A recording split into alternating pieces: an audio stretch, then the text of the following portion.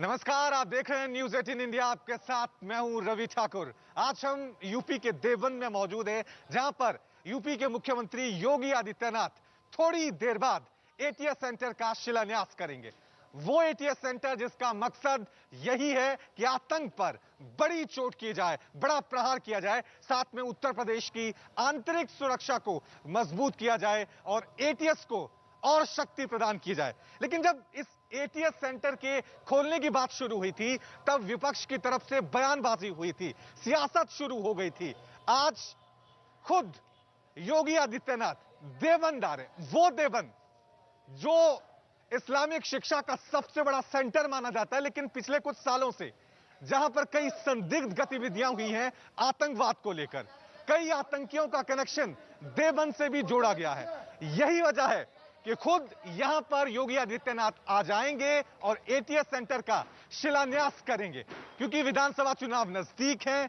देवबंद में ATS centre शिलान्यास को लेकर सियासत भी शुरू हो गई है। हम आपको यहां की तस्वीरें दिखा दें। ठीक 1:40 पर योगी आदित्यनाथ देवबंद पहुंचेंगे।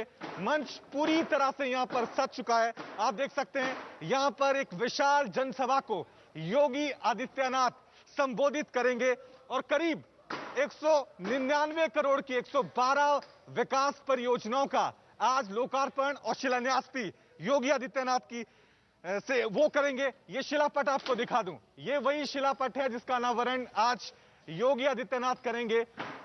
आप देख सकते हैं 119 परियोजनाओं का लोकार्पण और शिलान्यास आज योगी आदित्यनाथ देवबंद में करेंगे।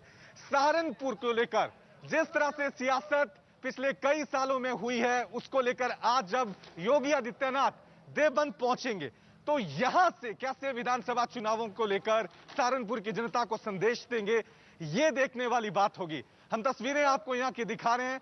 कहा यह जा रहा है कि हजारों की संख्या में पश्चिमी उत्तर प्रदेश के लोग योगी आदित्यनाथ को सुनने के लिए यहां पर पहुंच रहे हैं। और सियासी समीकरण की बात करें, यानी सियासी समीकरण जो है, सहारनपुर में 7 सीटें हैं। पिछली बार बीजेपी ने इन 7 सीटों में से 4 सीटें अपने नाम की थी। देवबंद जो मुस्लिम बहुल इलाका है, लेकिन पिछली बार बीजेपी ने यह सीट अपने नाम की थी। कुंवर ब्रिजेश सिंह विधायक बने थे। क्या इस बार भी बीजेपी सहारनपुर में देवबंद में अपना जो दबदबा है वो कायम कर पाएगी?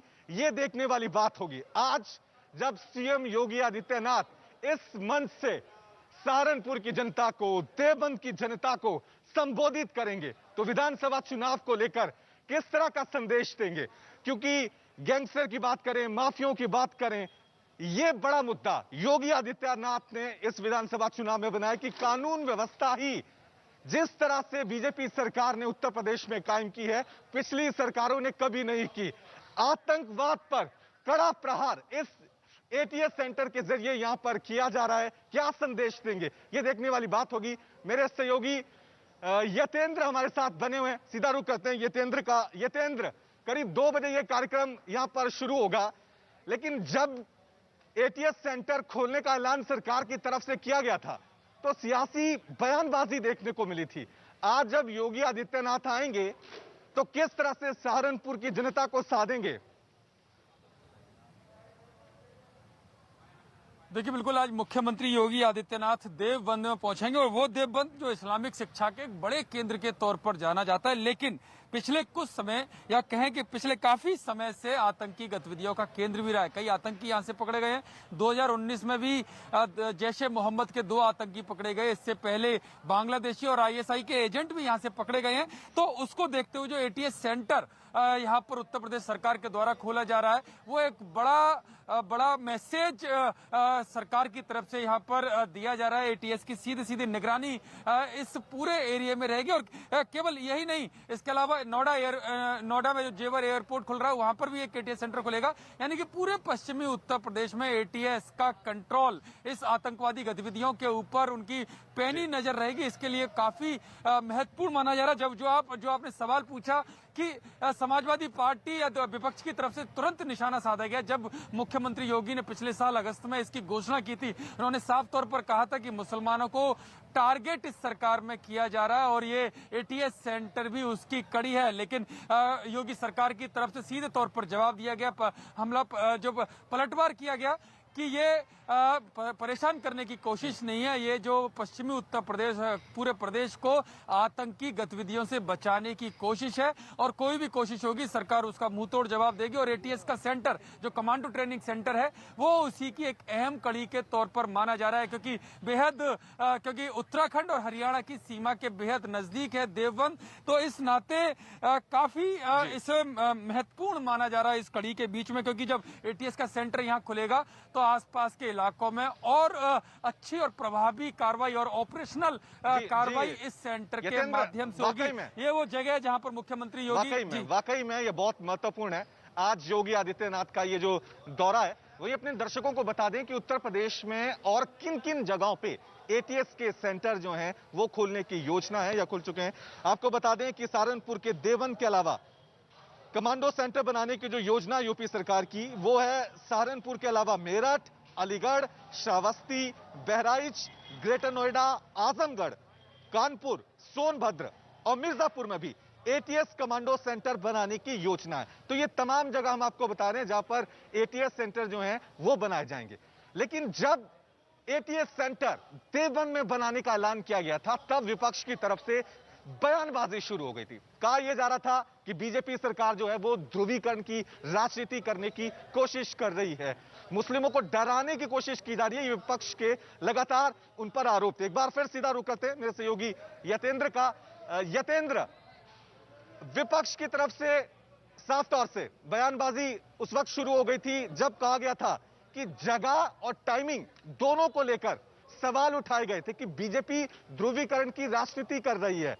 आज जब योगी आदित्यनाथ यहां पर आएंगे तो यह तो साफ तौर से है कि बीजेपी का जो वोट बैंक है वो सबको पता है कि क्या है, उसी को साधने की कोशिश है या फिर कुछ और।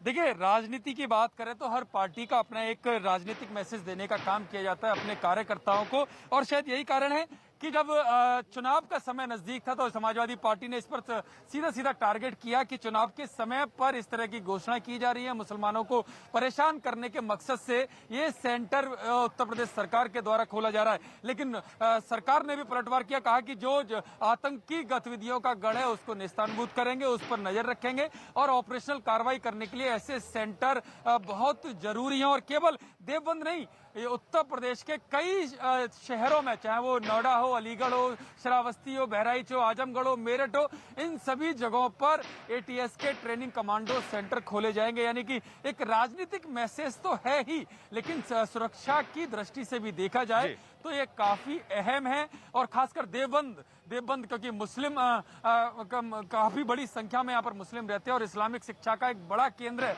लेकिन अगर घटनाओं को देखें तो काफी बड़ी संख्या में यहाँ से आतंकी गतिविधियां भी होती रही हैं। 2019 में जैसे मोहम्मद के 2 आतंकवादी यहाँ से पकड़े गए थे, बांग्लादेशी एजेंट यहाँ से पकड़े गए, ISI के एजेंट्स यहाँ से पकड़े गए। तो ऐसे में जरूरी है कि एटीएस सेंटर जो कमांडो ट्रेनिंग सेंटर है वो यहाँ पर खोला जाए, क्योंकि सरकार की योजना है जो ऑपरेशनल कार्रवाई होंगी वो ऑपरेशनल कार्रवाई प्रभावी तरीके से हो, उनका मैसेज जाए और जो आतंकी गतिविधियां उन पर काफी हद तक काबू किया जा सके। तो ऐसे में ये ट्रेनिंग सेंटर काफी जरूरी है। और सरकार ने केवल यही नहीं, उत्तर प्रदेश के तमाम शहरों में भी इस तरह के ट्रेनिंग सेंटर खोलने की योजना बनाई है, जिससे जब भी कोई कार्रवाई होगी, जब भी इस तरह की घटनाएं होंगी तो उन पर प्रभावी तौर पर रोक लगाई जा सके। जी, शुक्रिया।